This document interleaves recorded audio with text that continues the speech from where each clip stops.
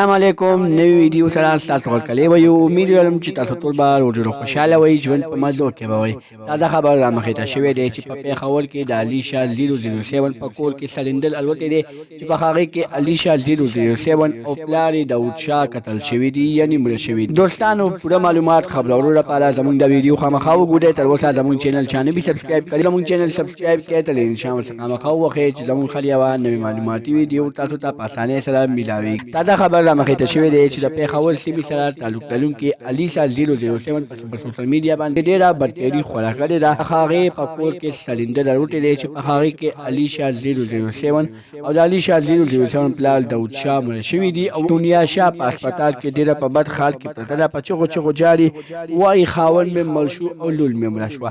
دوستانو دا خبر رښتیا دی که دروغ دی؟ دا خبر چولت دروغ دی. علي شاه د پسې خلکو هسې پراپیګنډې راوستي دي. د علي شاه د په کور کې سلندر الوتې و خو داسې جاني نقصان پکې نه و شوی، خالي مالي نقصان پکې شوی و.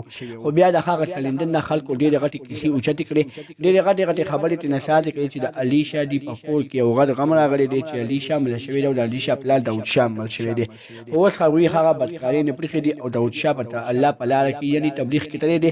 ډېر ښه بیانونه په سوشل میډیا باندې کوي. الله تعالی دې هغه خلکو ته هدایت نصیب کړي چې کوم خلکو بې پسې پراپیګنډې سازي کړي دي.